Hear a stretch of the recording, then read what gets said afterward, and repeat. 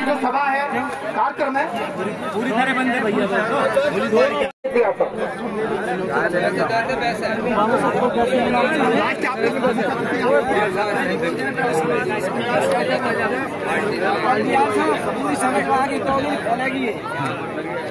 आज के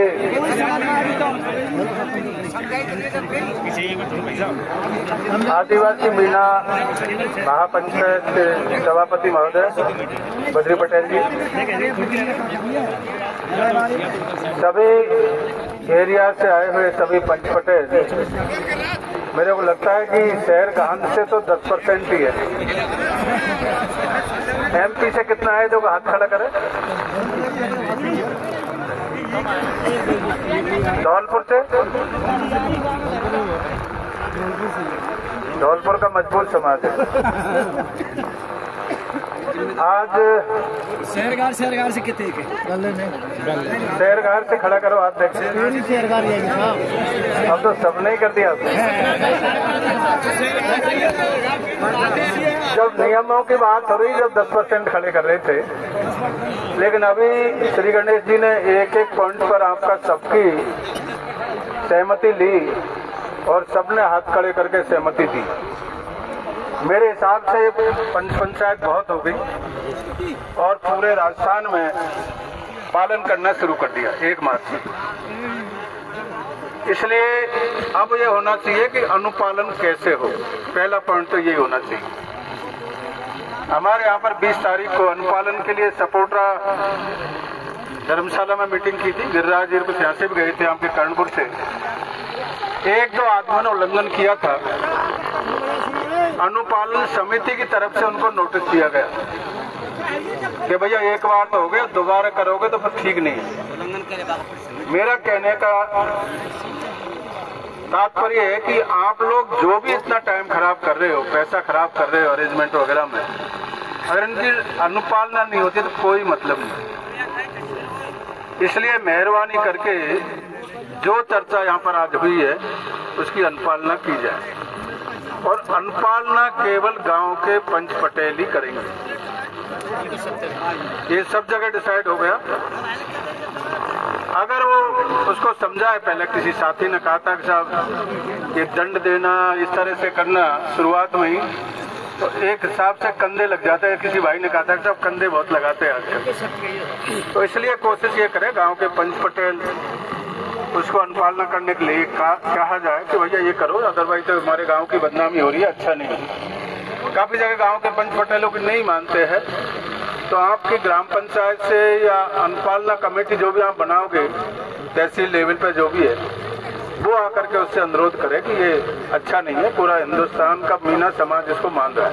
हम लोग दिल्ली में रह रहे हैं तो हम भी सोचते हैं यार समाज में पहली बार बहुत अच्छा एक सकारात्मक चर्चा हो रही है। और बेसिक ये था कि केवल फिजूल खर्ची को रोकने के लिए मेन टारगेट जो इसका है। लेकिन कुछ भाइयों के मेरे को बहुत अच्छे लगे यहाँ पर उद्बोधन, जैसे अपने राजेंद्र मनेवा जी ने बोला, एक वो अपना शायद चले गए आपके, क्या नाम था, सोनलाल जी ने बहुत अच्छा बोला, बच्चा ऐसे यहीं है। एक हमारा जो उधर का था गंगापुर साइड से, जवान सिंह मोर्चा जोशीला बोलते, लेकिन काफी अच्छा बोला। उनका ये था कि अब इस पर ज्यादा पंचायत न करके शिक्षा पर जोर देना है।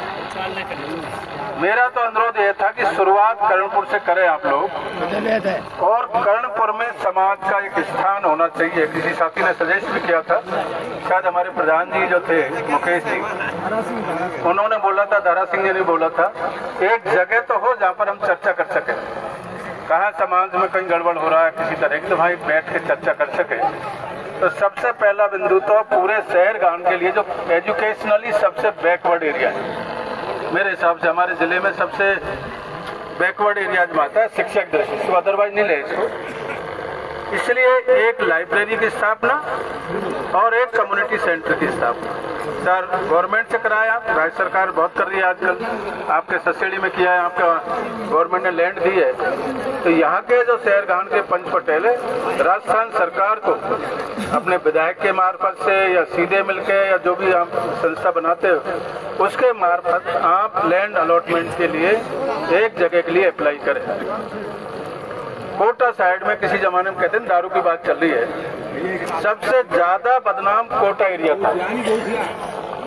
आज की डेट में सबसे ज्यादा कहते हैं पूरे हिंदुस्तान में कोटा का नाम है कि एजुकेशन का हब बन चुका है और सबसे ज्यादा गवर्नमेंट की लैंड वहां अलॉट कराई है। आप सबने सुना है कि मीनेस यूनिवर्सिटी के लिए 75 बीघा जमीन अलॉट करा ली, कम्युनिटी सेंटर करवा लिया, बच्चों के लिए जो छात्रावास, लड़कियों के लिए छात्रावास, 4-5 तो मैं पर्सनली देख के आया हूँ। उन्होंने खुद अपने प्रयास से सरकार से बहुत ही नॉमिनल रेट पे लैंड अलॉटमेंट कराई है। तो आप लोग प्रयास करें, अदरवाइज हम सब मिलकर इसमें कोशिश करेंगे। एक सबसे अच्छा सुझाव भाई राजन जी ने दिया कि इतने दिनों से छात्रावास बन रहा है या बना पड़ा है, उसका सदुपयोग नहीं हो रहा है, ये हमारी कमजोरी है। इससे लगता है कि चाहे आप कितना भी चौड़ा हो लो, हिंदुस्तान में नाम है आपका कि भाई सबसे ज्यादा अधिकारी दिए तो मीना समाज ने दिए, लेकिन जब यहाँ करके देखते पॉलिटिकली आपका प्रेशर 0/0। जो अपने डिस्ट्रिक्ट हेडक्वार्टर पे बने बनाए छात्रावास को आप उपयोग नहीं कर पा रहे, बच्चों के लिए यूज होता। तो मैं तो राजन जी ये कहता हूँ कि जब भी आप कुछ करते हैं हम आपके साथ रहेंगे, हर समय बिल्कुल साथ। मैंने सुना है कि अभी आपके करौली कॉलेज से जो अधिकारी निकले हैं उनका एल्यूमिनी जो मनाते हैं, इस तरह का प्रयास चल रहा है। तो क्यों नहीं उस अवसर पर इस बात को रखा जाए। हो सकता है कलेक्टर भी उसमें आएगा और कलेक्टर से मिलकर बात की जाएगी। धरना प्रदर्शन तो चलेगा ही, हम आपके साथ रहेंगे हर तरह से। तो ये थोड़ा प्रयास करना पड़ेगा। दूसरा बात जो की है आपने एक सामूहिक विवाह की, जो सकारात्मक बात कर रहा हूँ वो ये तो पूरी हो ही गई है। 80% तो लागू हो गए सब जगह। आप पंचायत करते रहे बोले कि साहब 5 आदमी जाएंगे, 11 जाएंगे, बस सब कुछ डिसाइड हो गए सब जगह और लागू होना भी हो गया। इसलिए सामूहिक विवाह एक बहुत अच्छा आपने एक पॉइंट रखा कि जाति नर आपके कार्यक्रम इसमें भी है, आपके एजेंडे में सामूहिक विवाह की कमेटी में आपने बना दी, लेकिन ये कांटों का ताज है। इसमें क्या हुआ कि जयपाल जी जैसे हमारे पूरे जिले में सबसे नंबर 1 सीनियर मोस्ट आदमी है, उन्होंने बीड़ा उठाया था। पूरे राजस्थान में था कि सपोटरा में सामूहिक विवाह होता है और काफी चला, वो 5-6-9 बार चला है शायद, बता रहे मॉर्चिंग जी। उसके बाद में उन पर ही लांछन लगाने लगे कि साहब ये तो जो पैसे खा गए। तो जो भी आगे आएगा लांछन तो लगेगा, उससे डरना नहीं चाहिए। अभी जब समाज की सेवा में आ गए तो लांछन लगते ही रहेंगे। इसलिए जयपाल जी सहन नहीं कर पाए, थोड़ा गुस्सा करते हैं तो बंद कर दिया वो। तो मैं चाह रहा हूँ कि आप जो भी कार्य शुरू करो उसको ये करो कि कंटिन्यू रहे। कंटिन्यूटी बहुत जरूरी है। केवल एक बार करने से काम नहीं चलेगा। एक बार कर दिया फॉर्मेलिटी के नाते तो बहुत अच्छी शुरुआत है, भाई लूट लेंगे, इससे काम नहीं चलेगा। आपको करना है तो इसको बिल्कुल लगातार होता रहे, ये मैं आपसे अनुरोध करूंगा। साथ के साथ में आज अच्छी सभी पॉइंटों पर डिस्कस हो गया। मेरा तो केवल 2 ही पॉइंट है इसमें। एक तो नशे का है, जो अभी हमारे प्रधान जी ने बोला था कि साहब ठेका एक ही यहाँ पर पूरे शहर का में, शायद करणपुर में एक ठेका है। अब आप लोग बुरा नहीं बनना चाहते हो, हर एक जगह अनऑथराइज घरों में ठेके चल रहे हैं जो बेचते हैं। उस ठेकेदार ने खोल रखे होंगे, पुलिस को पैसा देता होगा और उधर से कोई बोलता नहीं है। तो आपको बुरा तो बनना पड़ेगा। अगर आप आगे रहोगे तो मैं आपके साथ रहूंगा। एसपी से हमारी साइड तो बात होगी, लेकिन शिकायत करनी पड़ेगी राइटिंग में, नाम भी लेना पड़ेगा। अगर कोई ये सोचता है कि साहब मेरा नाम नहीं आना चाहिए, चुपचाप हमको बता दें, हम उनको बता देंगे।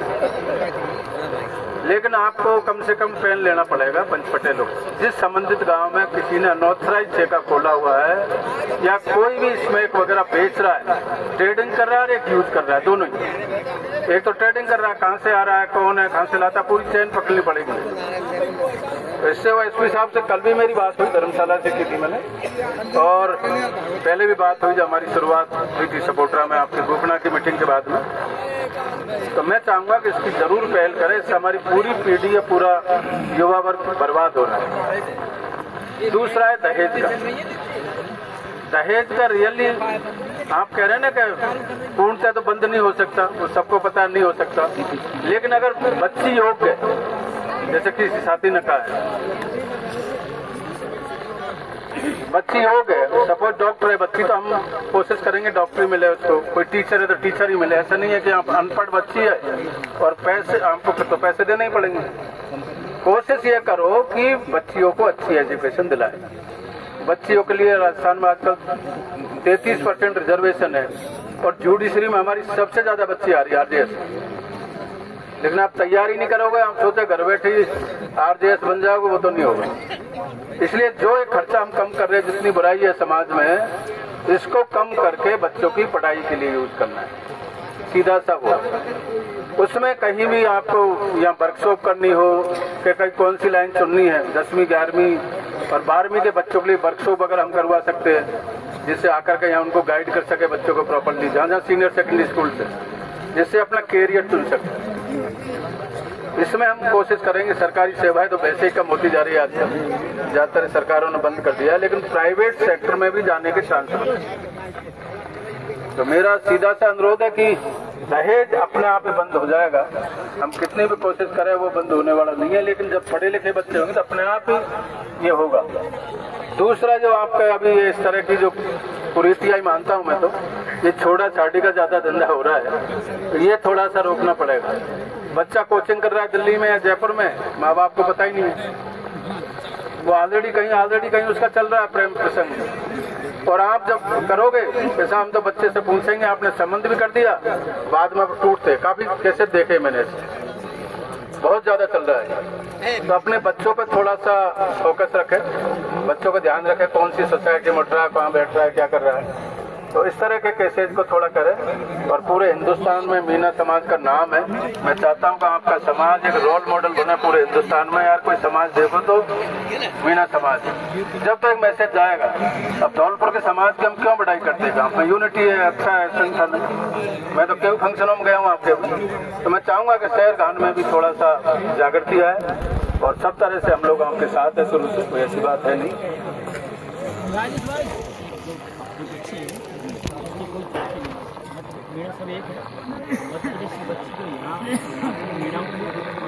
अब ये तो क्या है, कोर्ट का मामला है, क्या करें। हमारे क्या है, मध्य प्रदेश के मीना सबको पता है, तो वो क्या है कि वो तो ओबीसी में, मध्य प्रदेश के मीना तो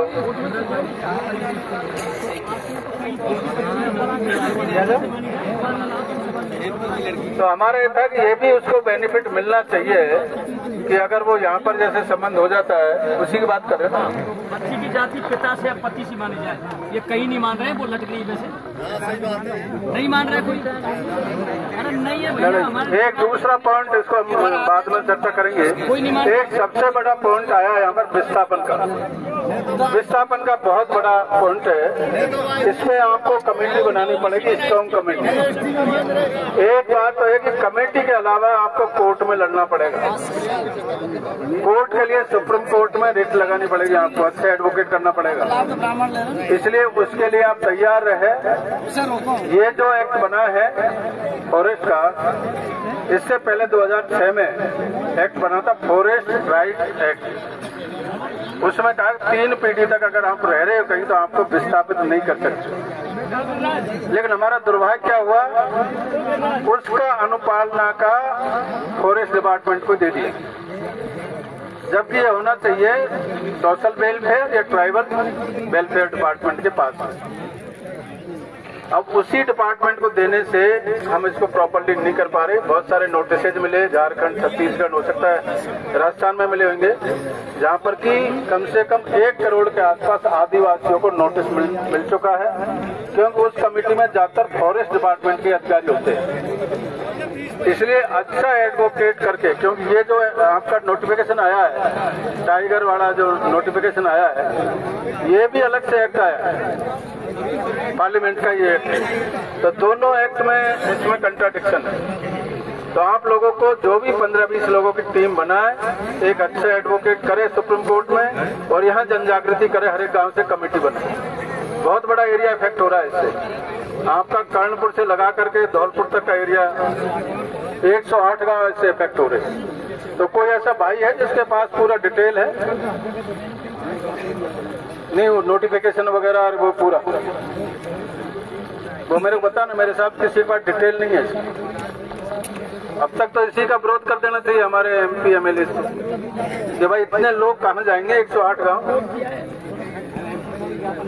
तो इसलिए इसको सीरियसली ले, कोई छोटा मैटर नहीं है। ये आगे तक जाना पड़ा, कलेक्टर से काम नहीं चलेगा। चलो, लेकिन ये बहुत ही अहम मुद्दा है। आज आप लोगों ने बुलाया मेरे को, तो हरी सिंह जी का नोटिस आया कि साहब हम 3 साल से मीटिंग कर चुके हैं और आप किसी में आए नहीं। तो हमने उस नोटिस की अनुपालना कर दी हमने। तो भाई हरी सिंह जी, इनका परसों ही नोटिस मिला था, मैं दिल्ली में था, तो मैं आएंगे पक्का। लेकिन इस बहाने आपके अधिकारियों को भी जोड़ेंगे, शायद काफी अधिकारी समाज के जो खाली बैठे उनको भी जोड़ेंगे। कुछ लोग कहते हैं, डॉक्टर अम्बेडकर ने भी कहा था कि मेरे को धोखा दिया है तो पढ़े लिखे लोगों ने दिया है। तो यहाँ भी आरोप आता है, कई बार युवा साथी कहते हैं कि समाज को अगर खराब किया तो पढ़े लिखे लोगों ने किया है। हम चाहेंगे कि ज्यादा से ज्यादा उनको जोड़ा जाए, और कुछ गड़बड़ करता है तो उनको चेतावनी दी जाए, भाई ऐसे मत करो, समाज में नाम खराब हो रहा है आप लोगों का। रिजर्वेशन की वजह से आप यहाँ पर आए हो, तो ऐसा नहीं है कि आप लोगों को पूरा समाज ही खिलाफ हो जाए। आप लोगों ने बुलाया, मेरा सम्मान किया, सबने सुना। सभी को बहुत बहुत धन्यवाद। जय हिंद, जय Bharat. Thank you very much.